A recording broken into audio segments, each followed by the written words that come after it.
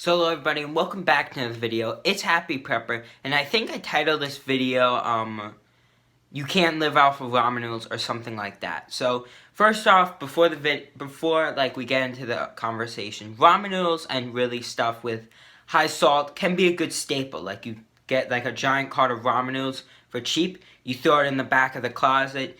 You could do that for like other salty stuff, cup of noodles, really anything with high carbs, pasta that's really good, and anything with high preservatives.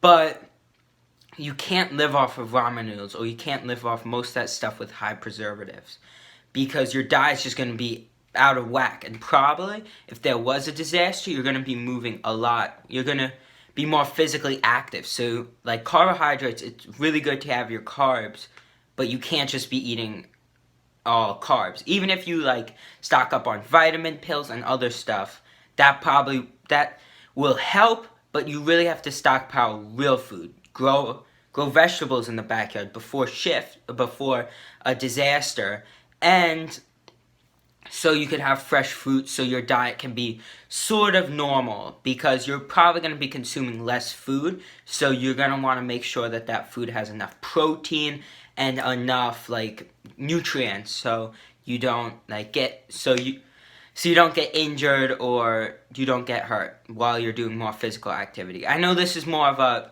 rookie prepper mistake or beginner prepper, but still, some people like all they stock up on is ramen noodles, or even like the stuff with long shelf lives. Like a lot of the freeze-dried food, the dehydrated food, they're getting better and healthier, but a lot of it, they're really high in salt, really high in salt, and if your salt increases, it's just gonna make your diet like whack, and you're also not used to eating that freeze-dried food. And also, if you're consuming a lot of salt, your body's going to be consuming much more water, and water is going to be an important resource, and you're probably going to need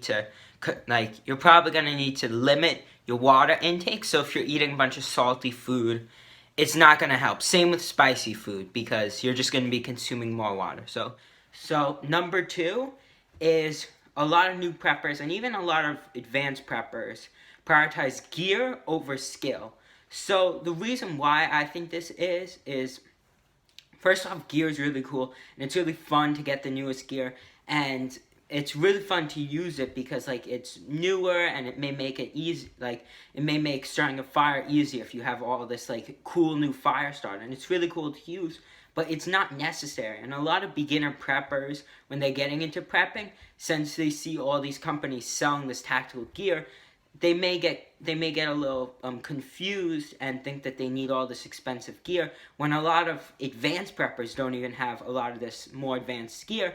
And obviously this gear is really useful. Like the new fire starters, they light really easily, and if they get wet, or if you're trying to start a fire in rain, it is. But skills are more important than gear, because skills cannot be taken away from you. Like, for example, you can have a super nice rocket stove, but if you don't know how to start a fire, one, you're going to be wasting a lot of, if you had to start a fire and cook a meal in a disaster with the rocket stove, and you don't really know how to use it, or you don't know how to start a fire, you're going to just waste a lot of materials, waste a lot of time, or you're going to waste a lot of materials and time, and you're not even going to be able to cook your meal. So, like, just like a message to really beginner preppers that this tactical gear is really cool, and I have a lot of tactical gear, and it's really cool to use, but focus more on the basic stuff like food, water, more of the maybe boring stuff. But still, remember to prioritize skills over gear, and you're going to be really successful in preparing for a disaster. So prepping mistake number 3 for beginners is that a lot of people rush into prepping really quick. So let me talk about this. So prepping is a really cool thing because you get to learn new skills about how to be more self-reliant. You get to collect new gear. You get to experiment with different things, like about having a bug-out bag, what weight is the best, and all this stuff. You get to network with really cool people, especially on YouTube. The community is really cool. But the important thing is not to rush into prepping, so you don't get overwhelmed. There are a lot of videos about prepper burnout, but I think it is really real, and my suggestion is that you take prepping slow. You pick some stuff up, and I know a lot of people are like going to the prepper movement because of what's happening in the world, and they're like getting all these supplies. But if you want to be a prepper for like your life and be more self-reliant and really gain more gear and be more self-reliant, then you should take it slow, because obviously all the stuff going on in the world, it's sort of harder to take it slow. But most of these disasters we're preparing for, yes, they can happen tomorrow, but most likely they won't. So I would say take it slow, because you don't want to get burned out and you want to be a prepper for life. And I would also suggest maybe having another hobby too. Like I have fish keeping or pet keeping. So I would really recommend another hobby. So you don't get burned out, and really you could take some breaks from prepping. Like you don't have to do like that. Like you don't have to watch like all prepping videos and do all this stuff. So my suggestion is just ease into it. Nothing's gonna probably happen. Nothing big that you're preparing for or want to prepare for is gonna happen tomorrow, and you want to be a prepper for life, not a prepper for a couple months or a year. So yeah, that's prepper mistake number 3. So this is sort of a bonus beginner prepping mistake I thought of. I was making the video and I just felt like I had to include this one. So 4th prepping mistake is that your plan is focused on you, not your family. And this sort of seems like uncommon, but I even faced this when I was beginning prepping, because maybe your family doesn't show as much interest in prepping and they may not think it's helpful. Also, I made a video about some ways to get your family more interested in preparedness. Go check it out. It'll be in the cards.